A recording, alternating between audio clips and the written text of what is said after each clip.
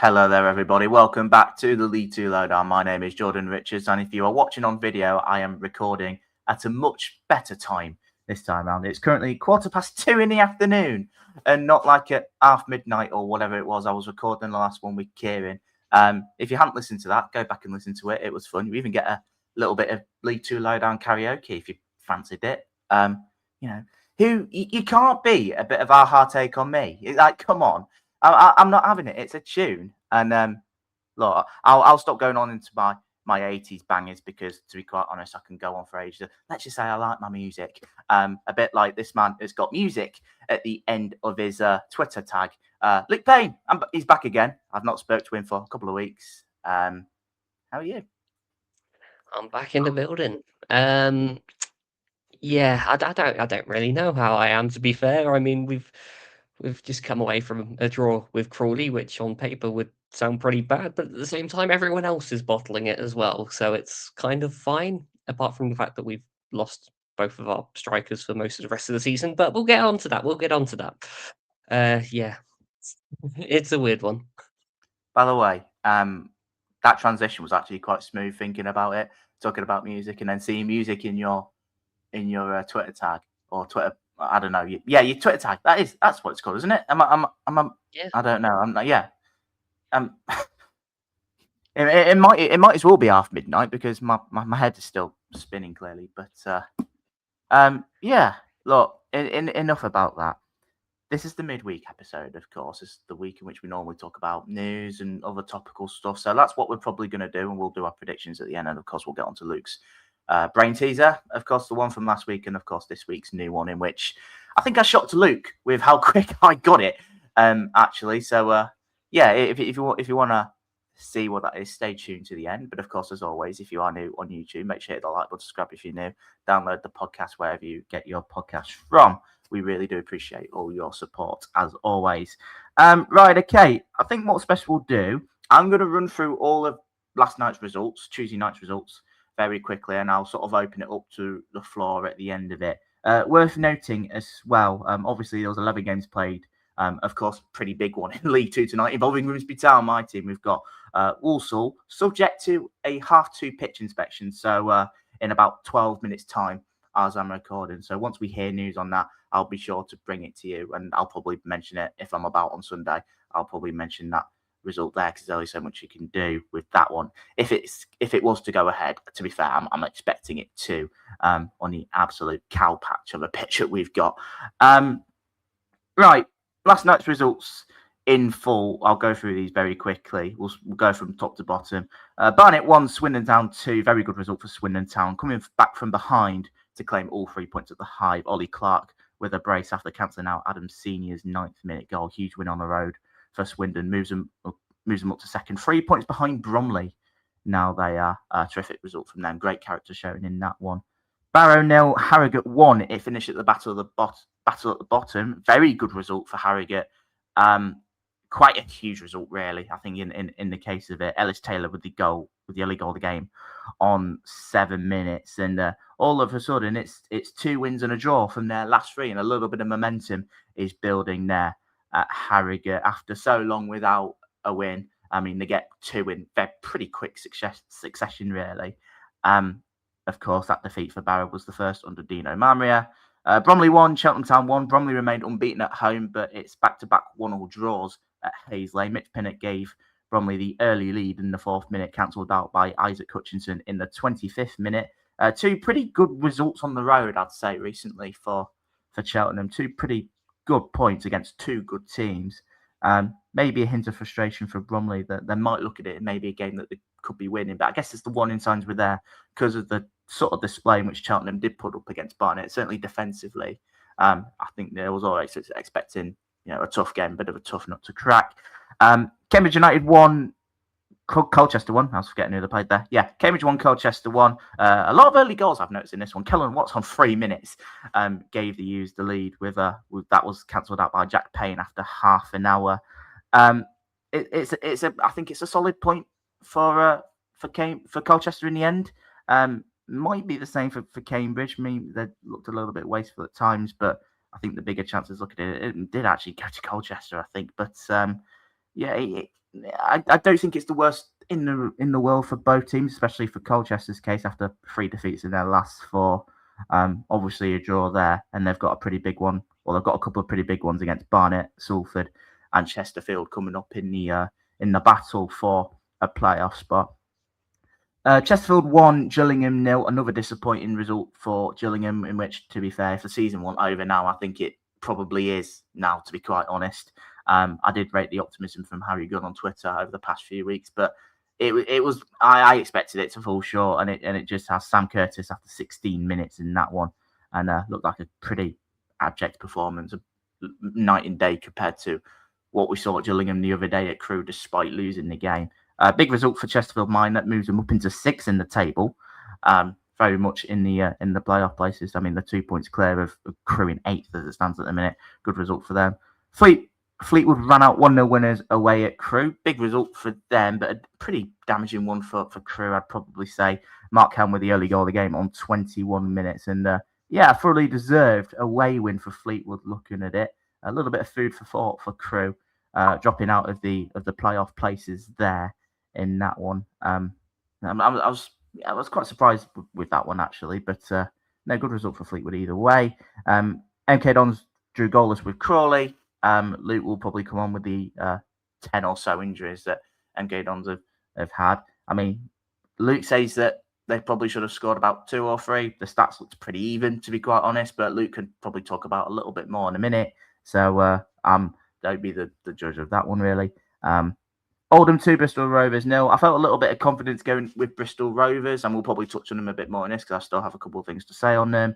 Another early goal in this one, a thunder strike from Kane Drummond as well. I mean, look, we lambast him pretty much most of the season about some of the chances he's missed, and he goes and puts one in from about 20, 25 yards. Really good strike in that one.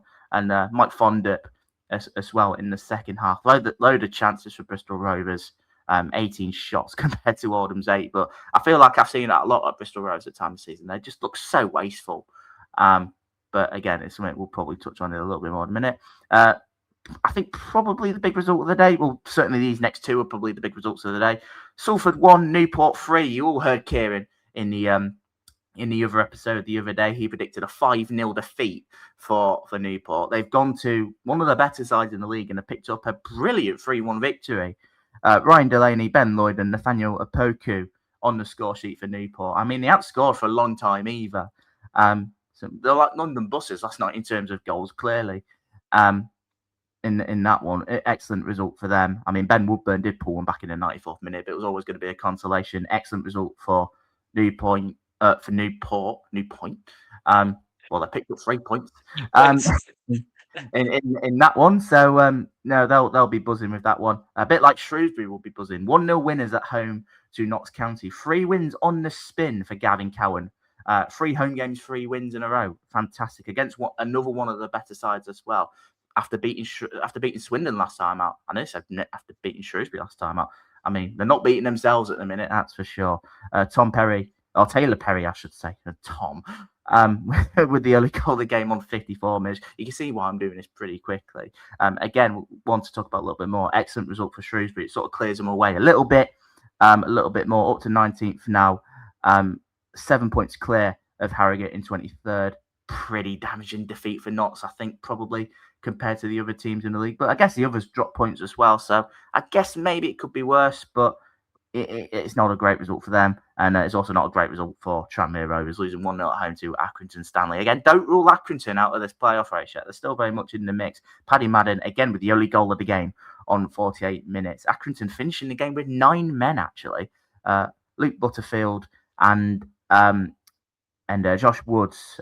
Josh Woods' red card coming in the 95th minute. So they played a good half an hour with 10 men. But again, it sounded like another pretty poor display from Tranmere after winning last time out. Maybe that was just a bit of an anomaly result against Crawley. But, you know, you've got to do what you've got to do for Accrington. They've gone and picked up 3 points again, and they're very much still in this playoff mix, sat in 13th place on 46 points, 6 points adrift of Salford in 7th. I can breathe. Whew. Couple of hiccups there, but I guess so. Yeah, Thoughts on last night, just in general. You can go MK if you want, but there's a bit to talk about. Like I said, we're sort of spacing it out because I sort of wanted to touch on the league somewhat in this one because I think it's probably best we should because we are getting into that point of the season now. We are in mid-February, and games are running out and things are getting spicy. Absolutely. I'm just going to preface this by saying I think across the league, it was just one of those days, particularly if you're towards the top end of the table. Just the amount of chances I've seen from the sort of various highlights across all the teams, I just think, how have there not been more goals? I'd say, especially in our case, where we ended up with a 0-0. So obviously, I will touch on us because that's the game I know most about. It was one of those. I mean, I feel like for the most part we were all over Crawley. I know they had a couple of sort of shots here or there, but for the most part, their efforts were, outside the box, sort of teasers, I suppose. Um, Nothing too too sort of strenuous for Craig McGillivray to deal with. Whereas with us, we had so many chances we should have done more with. It's one of those you're just thinking, oh, if we had Collins or if we had Patterson, maybe one of those goes in. But to be fair, with the players we've got, you'd hope they go in anyway. I think there were two standout ones in the first half for me. We ended up on a sort of counter attack with Ben Wiles and John Mellish. They try and do a little 1-2. If one of them just puts their foot through it, it's probably a goal. And then we had another similar one from a set piece. Curtis Nelson, instead of just trying to tap it into the goal, tries to play it across and play the extra pass to Hepburn Murphy, overhits it. And again, if he shoots, it's just a goal. It's probably a goal. So I think it was just one of those games where we were just overplaying. I don't think anyone really wanted to pull the trigger as such. Or to say that we did still have more shots than Crawley. But then Gilby's missed a sitter, Wiles has missed a sitter as well. Across the course of the game, I'd have expected us to do more. I know our fans aren't best pleased with the result, which I suppose, fair enough. You'd expect us to beat Crawley. But at the same time, I don't think it's the end of the world because the performance was still pretty much there. I don't think the performance was that dissimilar to the games we've won in our sort of unbeaten run currently.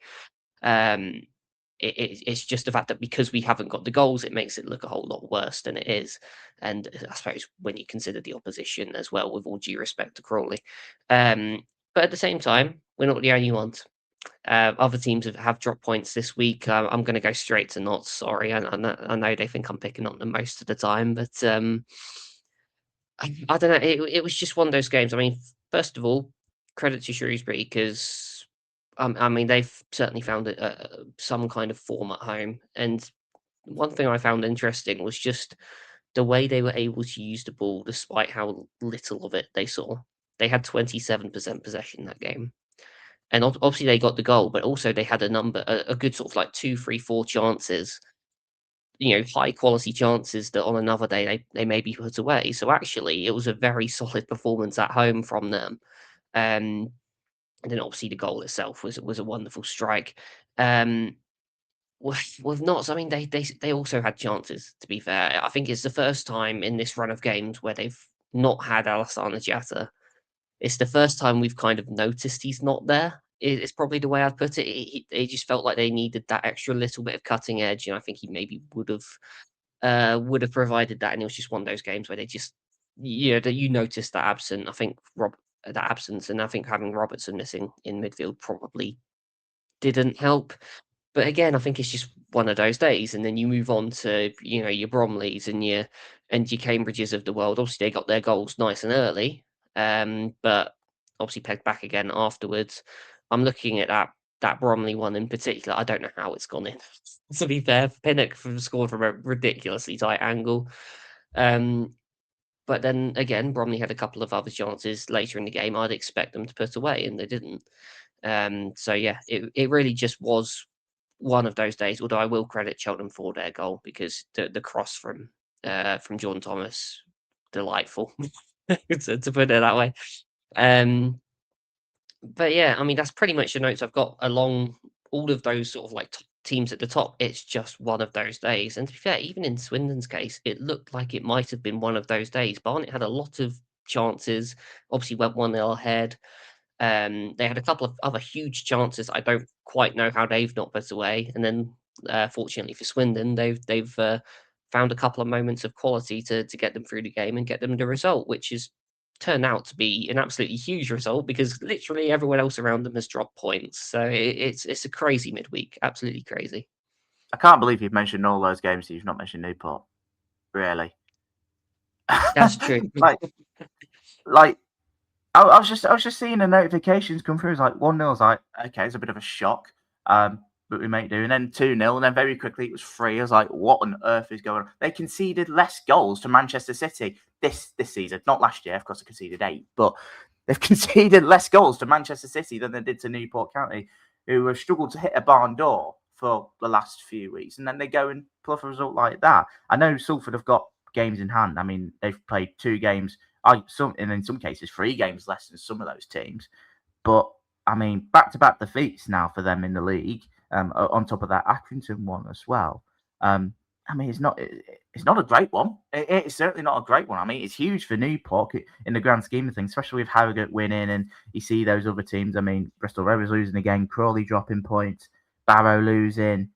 They're still very much in touching distance of getting out of it, and I think that's probably League 2. I mean, the bottom sides in League 2, I think, are probably the poorest they've been in a long time. I really do believe that.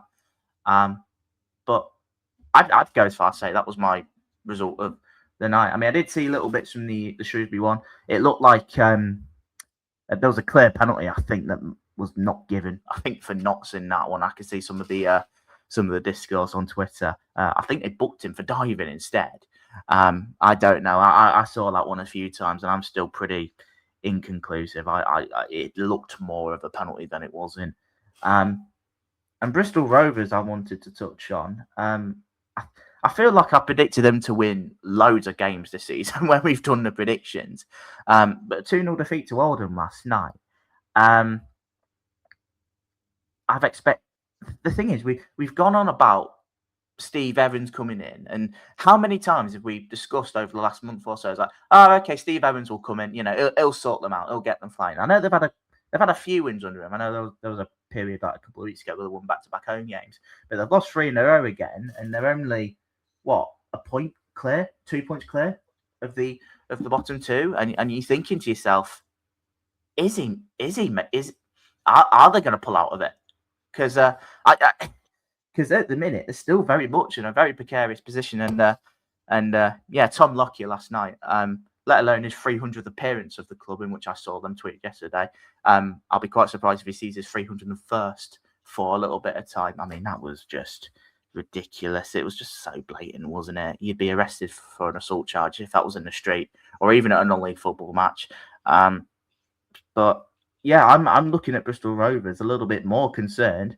I mean, I'm scared to say that because we've got them this weekend, so you probably know what happened there. I mean, Crawley, half decent point on the face of it against MK, but again, they're still very much in this mix.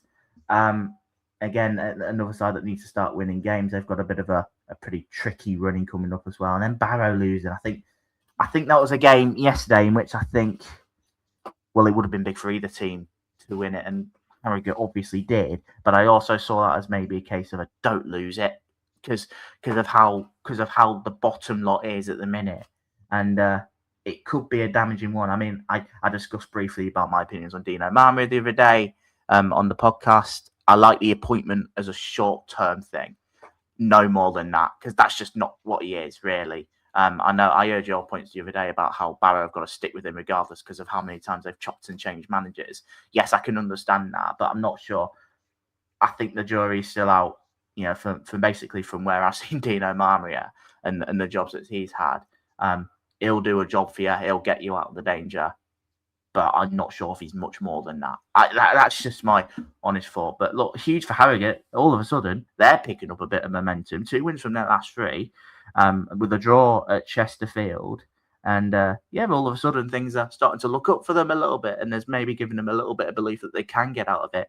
I mean, they're at home to Bromley next, so the league leaders at home is probably not what you want in this form. But I tell you what, I think probably with the form that they're on, they could probably go into that game thinking that there's maybe a chance that they could go into it without any fear. I'd probably say confident. I think because let's be honest, I think probably Bromley still fancy themselves of beating them, but they've looked a little bit rejuvenated as of late, and it just makes things really interesting at the bottom. 3 points separate Newport and Barrow in 24th and 20th respectively. I think it's between those 5 teams. I think Shrewsbury will do enough, and I think those past few results have done that.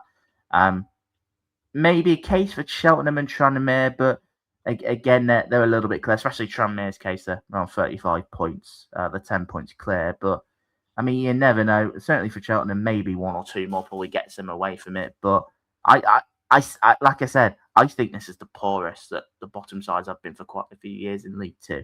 For the fact that this is what it is, and for what I've seen from those sides. But I love that it's getting interesting. I sort of looked at it last night and I was thinking to myself, yeah, you know what? There's a real battle there, and I can't wait to see how it all unfolds. And I'm glad I'm not involved in it.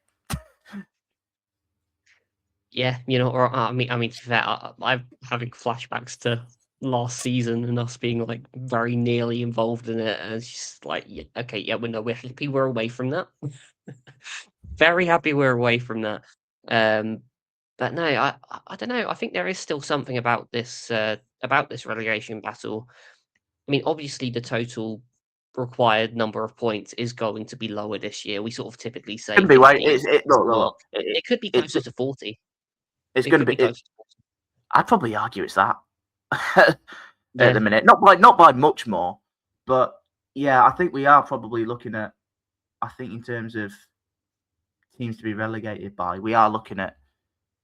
I mean, teams will probably just get that and just about stay up. That's the way that I could just see this going at the minute. But I mean, look, it'll be interesting to see what happens. But I can't imagine it'll be huge numbers actually, because I just don't see it. It's not going to be a huge number, and I mean, again, if we just come back to looking at the table, let's say for the sake of this, it will be 40 points.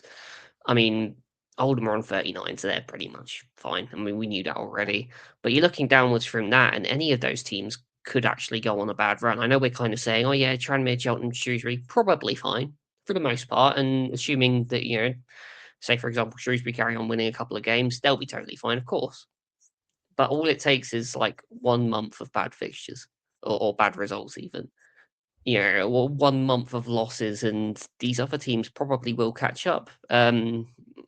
Just based on even just the way that this midweek has gone, there will be weeks where these teams pick up points, and just where you don't expect them to.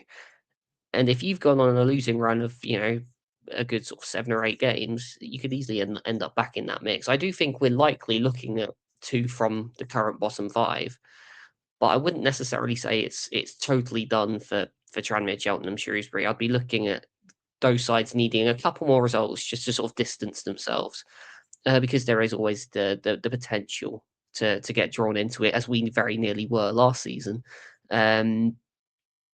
But still, when you look at this current bottom 5, it's going to be a case of every single point matters at this stage.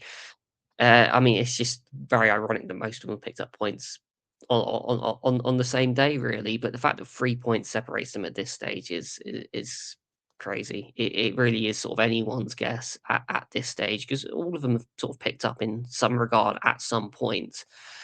I'd say the one I've got the sort of the 2 I've got the most concern for aren't actually the ones in the bottom 2 right now, just based on these last sort of couple of results. I'm looking at Barrow and just the nature of the defeat to Harrogate. That was a concerning one for me. We were saying don't lose that game. Within 7 minutes, there's been a dodgy pass to the back, and Harrogate have gone through and scored. And don't get me wrong, Barrow tried to fight back into the game, but they gave Harrogate something to defend, and Harrogate defended well. They just cost themselves a huge 3 points, and now Harrogate are just 2 points behind them. And then equally with Bristol Rovers, I think there's a whole lot of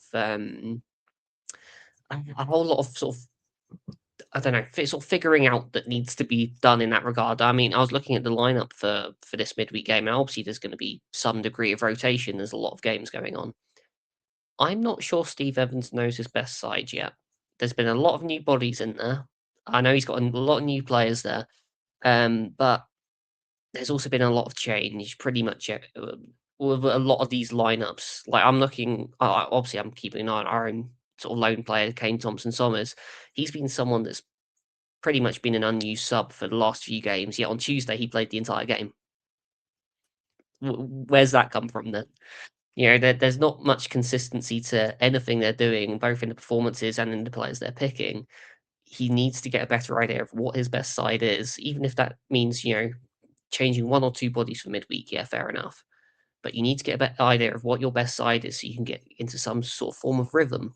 Because if you don't, you're going to end up with lots of disjointed performances like the one we've seen there. And they'll get themselves straight back into trouble again. And they are right on the edge at the minute. So it really is close. And things like that it could just come down to something as little as that. It really could. I guess that's the beauty of this league, though, isn't it?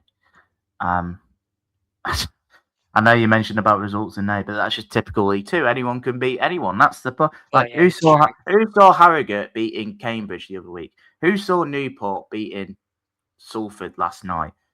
I mean, I'd even go as far to say who saw Crawley get the point out of MK Dons away. I'd probably go as far to say that. But yeah, I think you pretty much hit the nail. Nail meets head.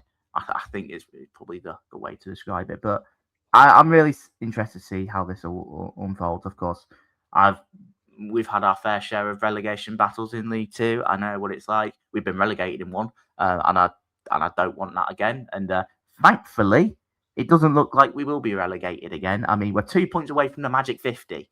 So I think we've done enough. I think whatever happens, we'll be in League Two next season, which is incredibly pleasing.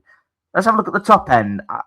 Mainly the you said to me last night you feel like for the 3 automatic spots, it's looking like 3 from 5. It's looking from Bromley, Swindon, Cambridge, MK, and Notts. Obviously, I think the defeat for Notts was a bit of a damaging one, but I guess it somewhat gets away a little bit for the fact that MK Dons and Cambridge drop points, maybe. Swindon winning is big. Of course, after their defeat to Shrewsbury last time out. Again, that's another shock result and one I didn't mention from the other day. Great character to come back from behind on that. And I'll tell you what, it put things in Bromley's court a little bit interesting.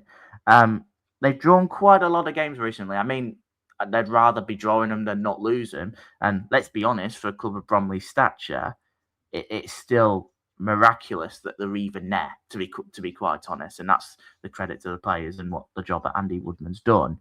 But again, it's all looking very tight. Swindon have played one more game, then knows other teams, and I'm genuinely struggling at where to call it at the minute. Maybe I was bold the other day and said that I think Cambridge will make top 3, whatever happens. At the minute, I've not changed that thought. But all of us, I think Swindon have been very good against the sides on the lower half of the table, genuinely speaking. I mean, Barrow, not Barrow, Barnet are pretty much playoff challenging. But you see the wins that they have picked up recently. They're beating Barrow, they're beating Harrogate, they're beating Oldham, they're beating Newport. I mean, these are the sorts of games you want to be winning, really. And if you can take some points out of the teams above them, then it can only put them in good stead. And it might be the year in which Swindon might do something, but again, there's still a long way to go. MK Dons are injury riddled, really. I think I've just heard an ambulance outside your house, Luke. What have you done? But honestly, I was speaking to you about it last night. It feels like at the minute with MK, they're just pulling players out of a hat, saying, right, okay, you've got this injury and you're out for this long. That's just what it feels like in the minute. You were saying that Jay Matete went off yesterday, and Callum Patson and Collins will be out for a while as well. So probably not great when you've got Walsall and Cambridge as your next 2 games, which are pretty big in the grand scheme of things as well. And then there's Notts. I mean, we've given them. Well, I say we've given them credit, whether they do, whether they think that, I don't know. I was quite complimentary of their point the other day, but you go and lose to a side that have been been good at home, but again, on another side, they're still fighting for their lives really in Shrewsbury, and you probably expect for the team to be up there to be getting more from that. I think I did see a lot of referee blame as well. And I did mention about the penalty, but even then, you've got to be looking to get something from that game if you want to be right up there. And I just feel like it's a pretty bad one, really, even the result. But I guess that things might have gone in that way. But I tell you, here's another one, which I'm struggling to tell you which way it'll go at the minute. I think, yeah, I don't know. I think if you ask me at this moment in time, the top three stays it is. But that's just right now. It could change very quickly. It really is a tricky one to call, and I think for the most part it is going to be 3 from 5. Although I will just give a quick mention to Salford, because if they Yeah, I do guess. win, if they win both games in hand, they are straight back in. But obviously that's quite a big if. But I'm just talking about them in here and now. Of course, I mean they've got 3 games in hand, so if they win then, I mean that could make things interesting. They could be back into this conversation very quickly. Oh yeah, exactly that. But as things are as of this moment, you are kind of looking at 3 from 5. Typically, I mean, I tried to explain this yesterday, but I'll try and actually explain it properly now. Typically, I tend to, when it comes to the sort of sides at the top, I tend to favour the teams that obviously win most of their games, but then the second highest number is the number of draws they've got, and then they lose very, very little. So, for example, Bromley have won 18, they've drawn 10, lost 4. That's a very, very solid record. If they can't win, they find a way to get at least a point, and they just keep soldiering on. They don't lose very often.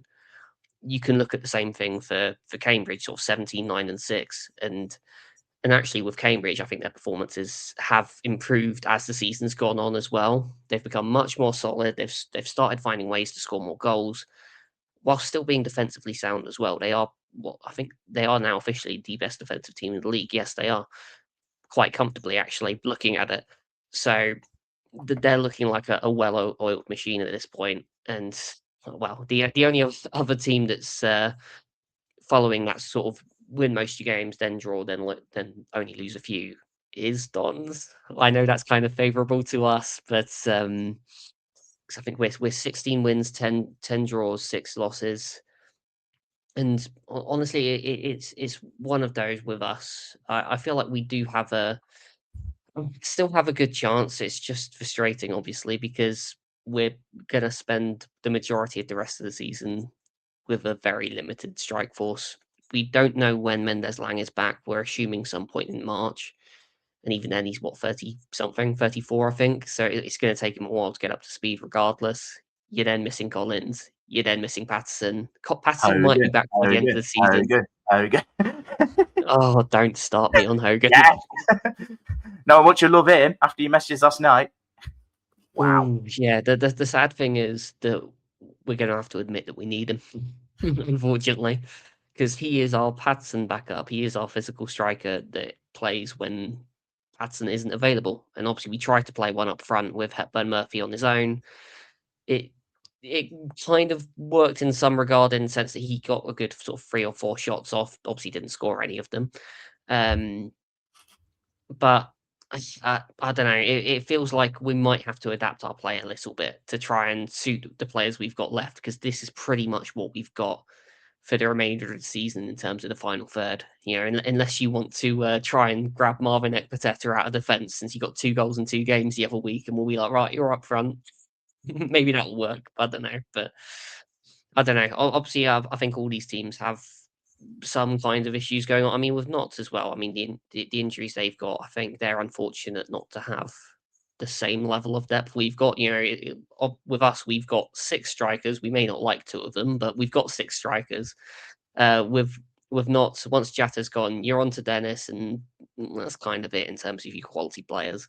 So I think it's kind of hit them a little bit harder, possibly. I mean, maybe tell me if I'm wrong, Notts fans, in the comments, because I could well be. But I don't know. I mean, they do still have something about them, Notts, and they're very close to having the record I was going on about. I think they're 17 wins, 7 draws, 8 losses. It's not bad. All it takes is a couple of draws, and they're back where I say look, the promotion team should be, in terms of making sure you pick up points more often than not.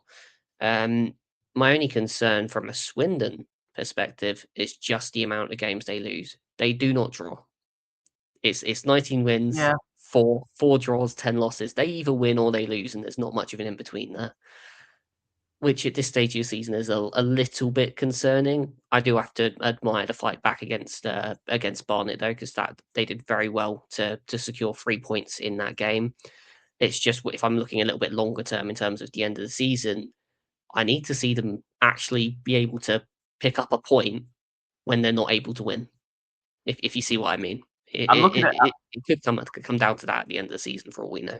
I mean, I'm just looking at their last 5 or 6 games of the season and such, and they've got a bit of a tricky run in at the end, really, which I guess will probably be, well, those questions will be asked about their sort of resolve, really. I mean, Cambridge, Walsall, Colchester, Grimsby, Chesterfield, Accrington, if they're still in this mix, but we'll touch on them in a minute. They're difficult games as well. And it's made and yeah, I probably agree, because I mean I have mentioned about the fact that they have beaten a lot of teams at around mid-table and the bottom. They've been very good at doing that on the whole this season, but maybe at times, they have been prone to the odd defeat.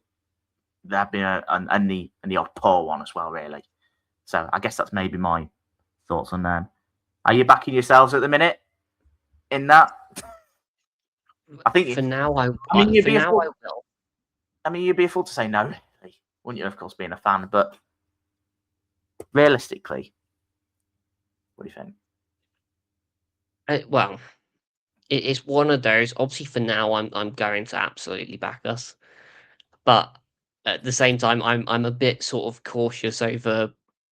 I'm going to come back to it again. What our attack looks like. I'm kind of thinking our biggest game of this season is going to be going to Cambridge away, who have only lost once at home all season, and that was back in September. We've got to go there with either Hepburn Murphy up front on his own, or with Scott Hogan playing up front with him. I don't particularly like either of those options. I like Hepburn Murphy, I just don't like who he's got to play with, or the system that we're going to have to play to make it work, I suppose. If we can get a result there, and assuming we can get some sort of result at Walsall as well, then that would give me a lot more confidence. But if we drop points in one, or God forbid, both of those games, that's where I start to be a bit more concerned. It's one of those, if you kind of have to ask me again in about 2 weeks' time, and I could have a very different answer. But for now, I think I've got to back the team, because we still have a lot of quality elsewhere on the pitch. Yes, we were missing basically the entire front line, but there is still a lot of quality throughout the squad. That we've got goal scoring midfielders and your Gilbys, your Wiles's. I think, as you say, I'd be a fool not to back us at this stage. But give it a couple of weeks, I could be thinking very differently. Let's touch on the playoff conversation very quickly.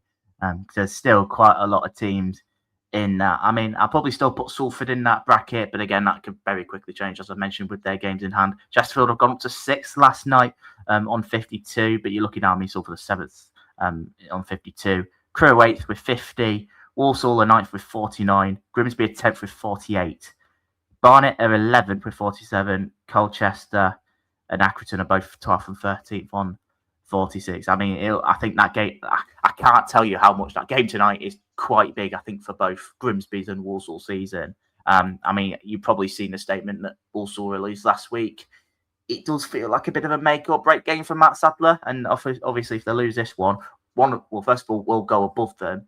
And obviously, this form continues and the heat will start to ramp up on him big time, I feel, as much as they've not been kings. But look, you can go and listen to what I said about that game the other day. I mean, I see it as quite an interesting one. We've played 2 games. And we played 2 games when they've had an 11-day rest. So it could go either way, really, in terms of how you see that. But look, I mean, Crewe losing last night, not an ideal one, and worth noting again, I've pointed it out a fair few times already, they've played more games than anyone around them at the minute on 33. I mean, Chesterfield are very much in this, did win yesterday, and they're picking up a bit of momentum against win, draw, win in their last 5 games. So certainly picking up a bit more steam compared to because they had a bit of pretty poor run. Which they weren't really losing many games, but they weren't winning either. So they're picking up a little bit. Obviously, Grimsby are flying in the league at the minute. Did lose to Wolves in the FA Cup the other day, though. But I think what was it in the league? 1, 2, 3, 4, 5, 6, 7, 8, 9 unbeaten in the league at the minute. So it'll clearly be a difficult game for Walsall, that's for sure, who are not the form side around there at all at the minute. Barnet, I do feel like they've been a bit hit and miss at times, especially recently. You can see there's been good patches, but I think they have dropped some pretty poor points. But I do see them as one of the better sides around that area, and I still think they're a bit of a threat. And they've got some. I'll tell you what, I'm just looking at their running for the next few games: Colchester, Accrington, Chesterfield, Salford as their next 4. Again, a pretty tricky run-in, but I think the same could be saying for Grimsby. I think we've got a little bit of a tricky run coming up. Obviously, Walsall tonight. I know we go to Bristol Rovers at the weekend, but we've got the likes of Notts County and Bromley the next 2 after that. So a pretty tough run for us as well. Colchester, I mean, a good point last night, but again, a pretty tricky running for them. Barnet, Salford, and Chesterfield. These are the sides you've got to be taking more points from if you want to be in this conversation. Of course, the talking about Colchester in this has sort of faded recently with those defeats, and especially to the sides that they've lost to. And Accrington, you can't rule them out yet either. Winning last night, responding after losing to Grimsby. I mean, they're on the same amount of points as Colchester. I mean, I think they have overachieved. I think let's not make no mistake about it. John Doolan has done a very good job there and has got them well set up, well drilled.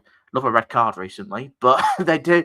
But they know how to get results out, and they're looking decent. Do I see them doing it? Probably not. If I'm going to be honest, I do think the sides above them are a little bit better than them, but look, they could take a lot of credit, I think, over this, and the fact that at the time of recording, they are in this conversation. We've just got to include in there. And I mean, Gillingham, Fleetwood, I mean, they're not doing it. I mean, Fleetwood's Gillingham's season was effectively done last night, losing to Chesterfield, and a lot of frustrated Gills fans. But you're looking at how many teams? 1, 2, 3, 4, 5, 6. At the minute, 8 teams. Salford is still subject to change because, like I said, they could be in this automatic promotion race if they win their games in hand. But at the minute, you're probably looking at 2 from them at this moment in time. Yeah, I mean that's a lot of teams to be involved in it, which makes for a very exciting league too. To be fair, I'm going to come back to my little theory of win more games than you draw more games than you lose. Based on that, you'd be favouring Grimsby, Barnet, Colchester. So obviously not all of them can make it. So, and I do feel like when you're slightly lower down the table now than the auto spots, obviously. So maybe there's that slight emphasis on winning games a little bit more. But my instinct would be that at least one of those 3 teams I've just mentioned gets in. That would be my instinct, because these teams are just trickier to beat, plain and simple. It's just whether they have the consistency to get that many wins that they can sort of push themselves above the other teams. And obviously there are a lot of teams there, so it's a very tricky one to call. I mean, you look at the top of that pile, looking at Chesterfield. I'd say maybe it's even a bit premature to say they're out of the autos race. I know they're 8 behind Cambridge, which is a big gap, but based on current form, they are looking very, very good. If they continue that, there's no reason why they couldn't. There's 14 games left. They're 3 games behind, essentially. So there is a lot of wiggle room there still, especially if teams do end up dropping more points than you'd expect, like pretty much everyone did in this midweek. So it's not necessarily done for them. I think that could be enough to propel Chesterfield potentially, at least to the point where they can safely make playoffs without too much fuss. Potentially, obviously, could be entirely wrong, and it could be a very narrow margin come the end of the season, because obviously you've got your likes of your Crews in there, your Walsall, Accrington as well, and all of these are just teams that on their day they can be very, very, very good. It's just we've also seen the other days where they've been absolutely dreadful, and I know I've been saying that specifically about Crewe all season.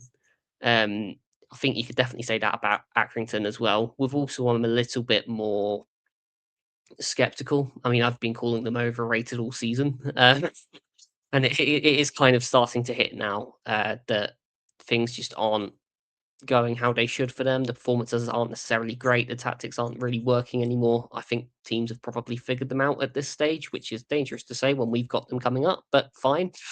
I'm saying nothing. But yeah. I'm Yeah, I know saying you're nothing. saying nothing because you've got to play them in a few hours. So Well, I say that there was a pitch inspection due at 2:30. It's now 3:00 and still no news. So I'm not. I don't know if that's a good thing or not. Probably not at this rate. But yeah. Sorry, Karen. I'll interrupt you. But yeah, I don't know. It's a tricky one with Walsall. I feel like one win. If they could just get one win, maybe it would galvanise them a little bit. But it's hard to see where that win's going to come from. Hopefully, you don't give it to them, and hopefully, we don't give it to them. And then Shrewsbury don't, and that's kind of it. But I don't know. We've already said that on this very episode, anyone can beat anyone. It just takes that one game, that one bit of momentum, that one shift.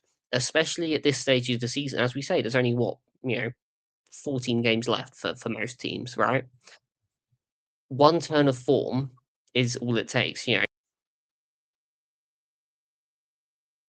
Essentially, you're up there, you're right in the mix, and that will carry you through to the end of the season. It's just really, really hard to predict at this stage which team is going to hit that run at the perfect time, especially in a playoffs capacity, just because there are so many teams involved in it. If I had to pick at this very moment, I would probably say Chesterfield and Grimsby, not just because you're right there, but if I had to pick two, those would be the two I'd go for at this moment in time. But it really could be any of them. I think the thing that I've noticed recently, it feels a lot like last season.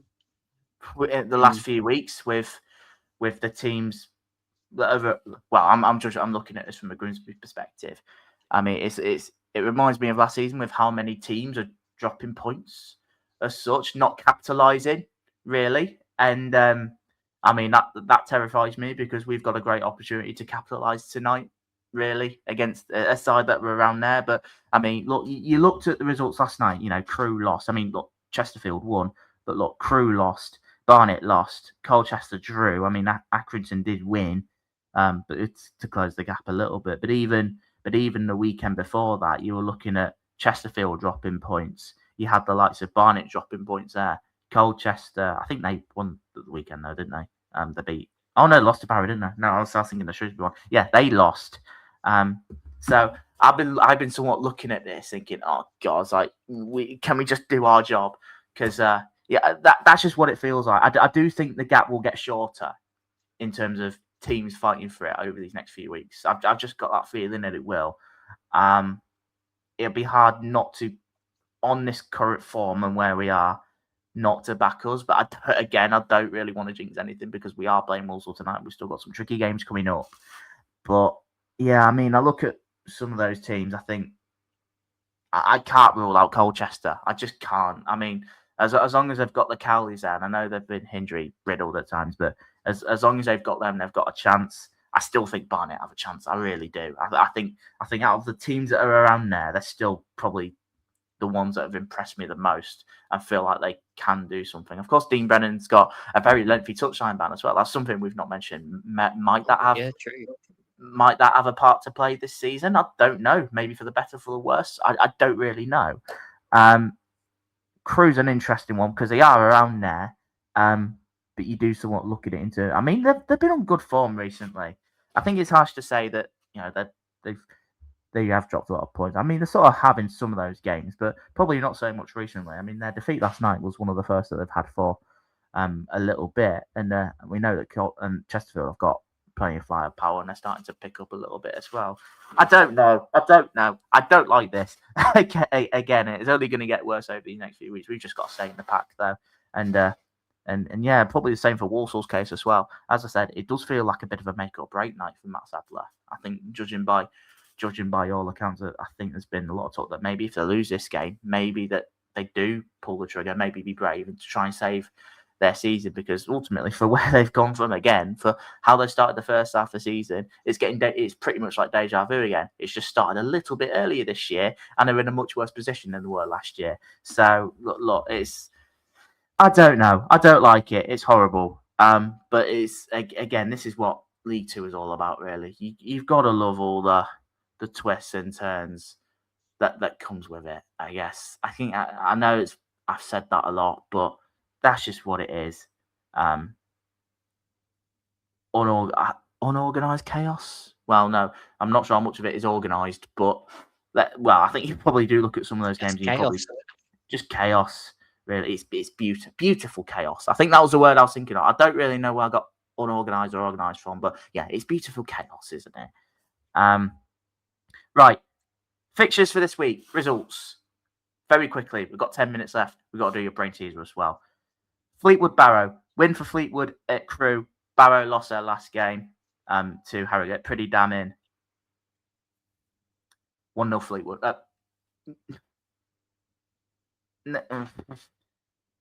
Yeah, 1-0 Fleetwood. Let's stick with it. I've said it now. I was going to go 1-0 Barrow. It's like, yeah. It is a tricky one to call this, because Fleetwood have lost their last 4 home games and Barrow have lost their last 4 away games. It's a bit of a weird game. But in Fleetwood's case, the home games they've lost have been Bromley, Notts County, Cambridge, and Grimsby. So you'd probably expect them to lose most of those. Barrow, the 4 away defeats all came under Paul Gallagher. So, this is now Dino's first away game. So there are a lot of factors at play here. The thing is, I don't want to sit on the fence, because I feel like there will be a winner in this. I just don't really know which way to call it. Barrow really need the points after losing to Harrogate. I'm going to say we get a bounce back performance and it's 2-1 Barrow. That's the thing. I was going to go Barrow. The fact I've just said 1-0 Fleetwood, I can't really change my mind now. So I guess I'm stuck with it. I do think Barrow will sort of win though, but I said 1-0 Fleetwood, and that's what it'll be. Swindon Crewe. God, I need to slow down when I talk, really. Again, that's a problem that I do have. Swindon Crewe. I mean, big win for Swindon last night against Barnet. Crewe are coming in after a loss to Fleetwood. I think that's probably where I got the confusion from. We've got a few home games now, do Swindon, and they'll probably want to use this as a good opportunity to try and cement their place in the top 3. I'm going to go for a 2-1 Swindon. I think they'll get the job done at home. Yeah, I think they've won their last 3 at home, Swindon, and in terms of results, their form's been pretty good over the last 6 games. Although I've sort of said across that 6 games, I've not been convinced by the performances. But then they're also coming against a Crewe side that are, again, very streaky. Just come off of a 5-game unbeaten run, obviously, because they just lost to Fleetwood. You'd hope for some kind of reaction, whether it'd be enough of a reaction to upset Swindon. Not sure. I'm going to go safe on this one. I'm going to say Swindon 3-1. Accrington against Shrewsbury. Now, Shrewsbury have had 3 very good victories. They've all been at home. How will they fare with an away trip to Accrington? Stanley, as I said, can't rule them out of this playoff conversation yet, and have been going pretty well recently on the whole. I'm going to go for a 1-1. I'm going to sit on the fence, I think. I feel like they've got a bit of a buzz, do Shrewsbury, with Gavin Cowan. And I don't think there'll be much in there. It'll probably be scrappy. But I feel quite brave in thinking I think they could get something. Like I said, that I think they could get something out of Notts, and they did that. So yeah, we'll stick with it, but with a draw. You see, both sides come into this with reasonable sort of recent form. The concern with me for Accrington is the suspensions, because did I hear it's not just these 2 that they've got straight reds that are missing? Isn't there about 4 suspensions they've got? I think Jack Walton said they've got 4 suspended. Right. Okay. So I didn't even think of that when doing that. No, I'll stick with 1-1. Again, I've said it. Well, the way I'm going to look at it is this: in their last game against Tranmere, Accrington had a 6-man bench. They've now lost another 2 players. Assuming no more come back, they've got a 4-man bench for this game against Shrewsbury.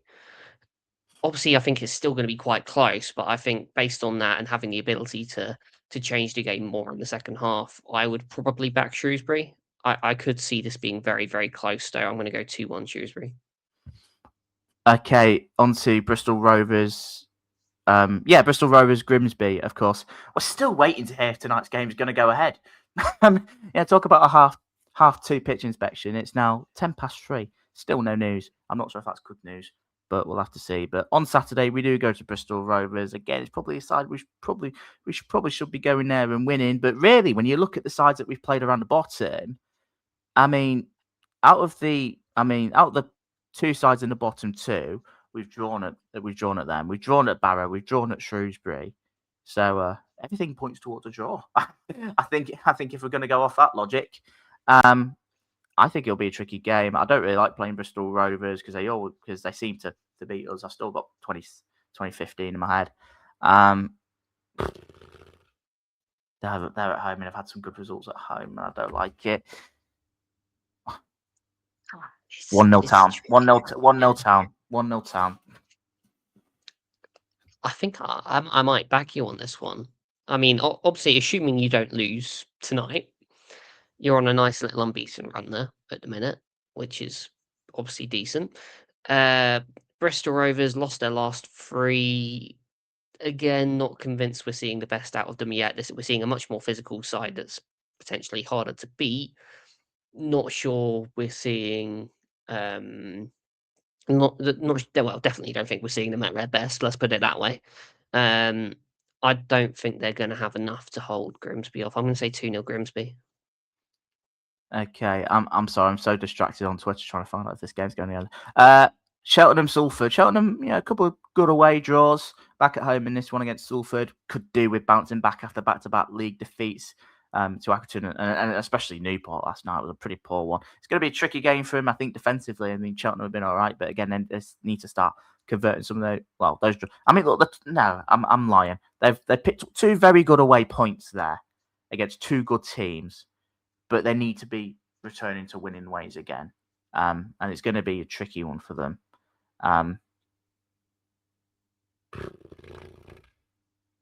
2-1 Salford. I think they'll just have enough.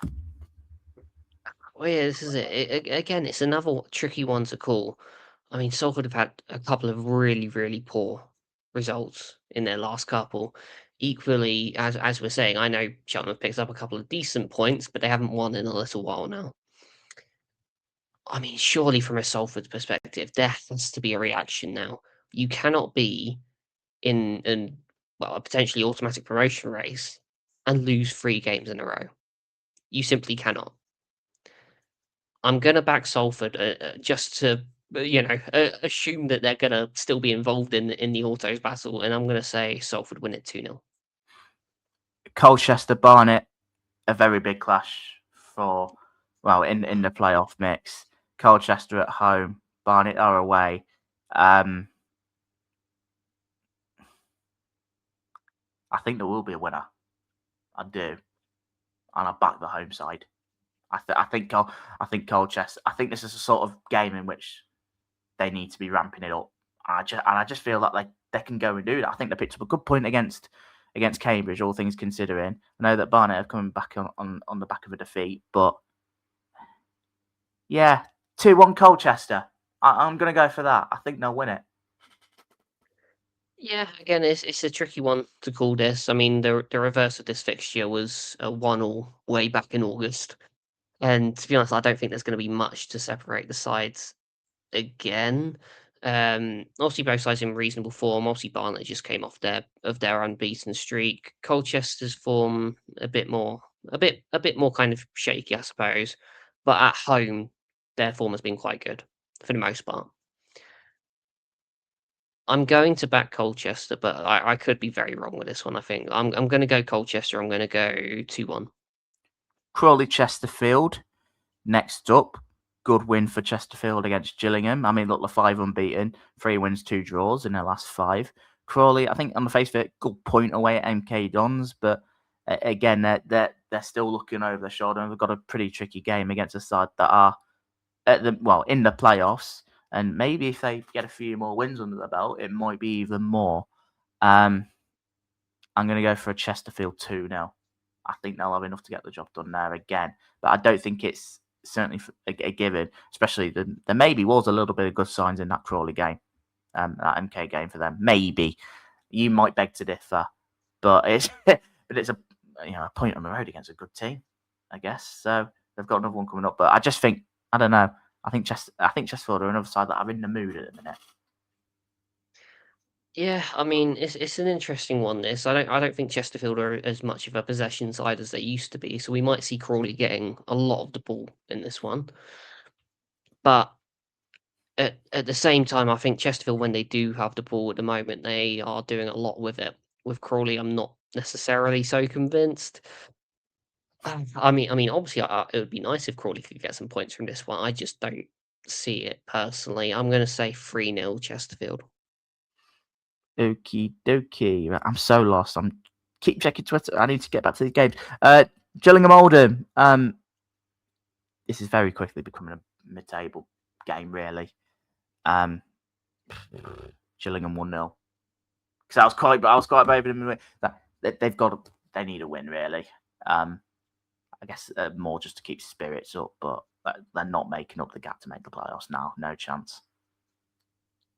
Well, yeah, I mean, this is pretty much an on the beach game for me. I don't think either team is really playing for anything at this stage.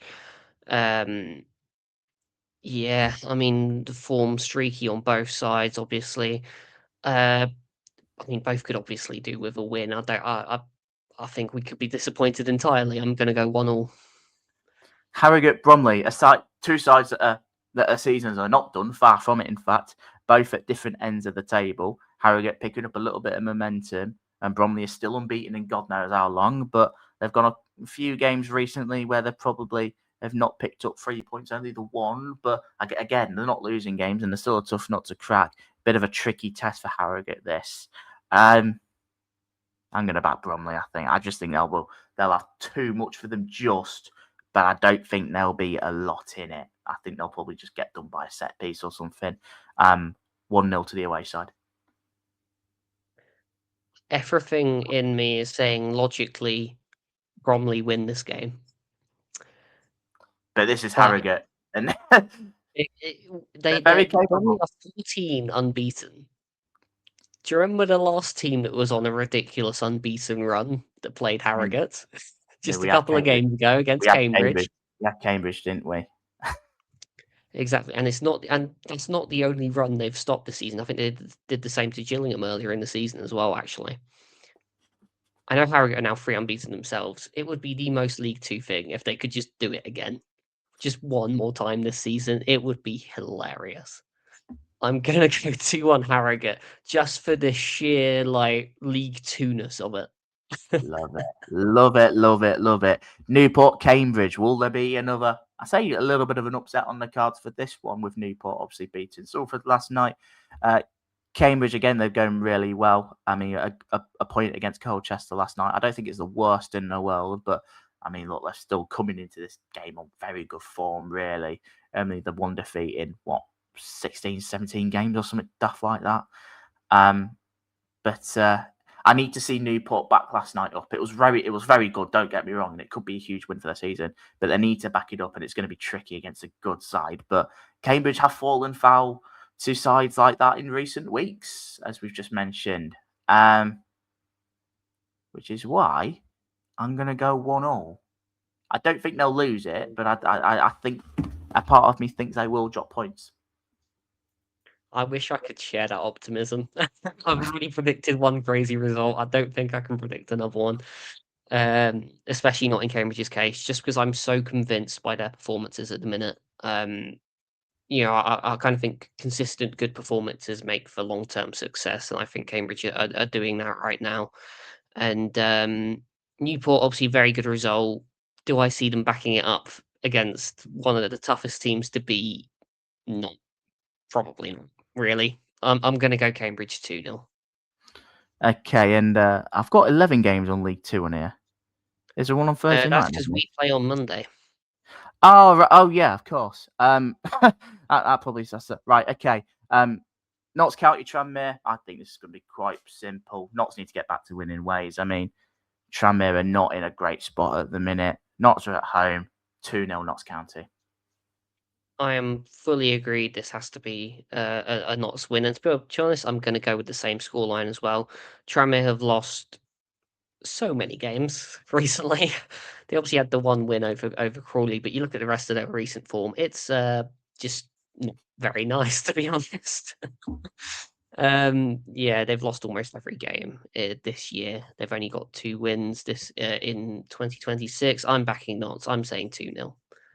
And I'm glad you've mentioned that your game is on Monday night because you do take the trip to Walsall. It's pretty hard one to predict because obviously Walsall play tonight. I think anyway. I have no idea if we are, but obviously we'll have to see how they do going into that one. But obviously MK at the minute. I'll come to you first. Yeah, we'll come to you first. It's really tricky, this one, because I mean, obviously the fact that we've dropped points to Crawley now means we need a win, really, with this one, just to keep things ticking along nicely. But then our midweek record, I know Monday technically isn't really midweek, but our record in these sort of week games isn't great. We don't tend to win them very often. But at the same time, we're also playing against a Walsall team that are on a horrible run, unless they beat Grimsby tonight. But obviously, we don't know that because that's not happened yet. I genuinely don't really know where to go with this one. I'd like to think that we could really take the game to Walsall, just based on the fact that we know they're going to sit back. They're not going to want much of the ball. But we're going to be more than happy to just keep attacking and attacking until we eventually score. But having seen the last 2 games where we're not taking our chances, I'm a bit more concerned. I'm going to say this is a bit of a season definer, and I'm going to say we win at 1-0. I think what you just mentioned is where I think you might become undone a little bit. There's potential though. I don't know. I mean, I have to see how Walsall get on tonight, of course. But yeah, look, I think you probably are looking at this from an MK perspective as a pretty big one in the season. And I'll probably stick with your 1-0 prediction as of right now. But look, if you ask me again, probably Sunday, because the game's on Monday. If you probably ask me again on Sunday, I might revisit that because it's an interesting one. That I guess that tonight's result doesn't really have much of a bearing on it. It probably would be good to know at the same time, but yeah, it's a big game for both either way, isn't it? Right, we've gone on for very long. I've noticed we're an hour 7 minutes in. Luke, your brain teaser, fire away. Here we go. So, I mean, I thought last week's one was actually pretty tricky, but this has been the most comments we've got on any of them. So the clue was Isaac Coleman, and the answer was, of course, Fletcher. Obviously, Isaac Fletcher Holman, and yeah, I mean, to be fair, the amount of people that got that, very, very well done. I will give a couple of shout outs. So well done to Jacko, Andy, Jay, and Stephen, who came into our comments giving us the correct answer. So for those of you that haven't heard this before, which I imagine most of you probably have by now, basically I will give you the first name of one League Two player and the surname of another League Two player. Your aim is to figure out the name that connects those two, which you hopefully would have got from the example we just gave there, which was of course last week's. This week's one I thought was really, really tricky. Apart from the fact that Jordan got it in about 2 seconds when I put it into our podcast chat. So I'm hoping you lot will struggle with it a little bit more than he did. So the first name for this week is Sam, S-A-M. And the surname for this week is Potter, P-O-T-T-E-R. So if you know the answer to the name that connects those 2 players, let us know in the comments. We'll give a couple of shout outs on the next midweek episode. And yeah, you'll also prove to us how amazing your League Two knowledge is as well. You heard the man. Get those answers in, and of course, thank you for everyone that did put their answers in. I saw a couple on Spotify as well, so you can also do it on there as well. So yeah, thank you for getting involved, and yeah, hopefully we'll see how this one fares. But yeah, I caught you off guard earlier. Let's put it that way. The fact that yeah, I know it, bosh, just like that. but I'm I not was going to give so it away. upset that you got it that quickly. I was thinking this is one of my hardest ones. You're just not going to get it for ages, but straight away. Nah, easy. Right, I guess we should wrap up. Still no news on the pitch inspection at Blundell Park. I have no. That's all I've just been bothered about in this episode. It's like, is tonight going to be played or what? It's probably not great for the Walsall fans really that are travelling, but I mean we're at home at least. But yeah, look, we'll wrap it up there. Thank you very much for tuning in as always. Let us know your thoughts. I know we've discussed a lot in this one. Of course, all your thoughts and comments are really appreciated and really interested as well to see what you guys think. Hit that like button, subscribe if you are new on YouTube, download the podcast wherever you get your podcast from. We'll be back at the weekend to discuss all the action from the weekend. And of course, well, there was that game on Monday. We'll probably touch on that on the midweek one for next week. As well as we'll probably touch on the game tonight, if it gets played, on Sunday as well. But yeah, we'll leave it there. You've been listening to Luke Payne. I've been Jordan Richards. It's been the League 2 Lowdown, and we'll see you in the next one.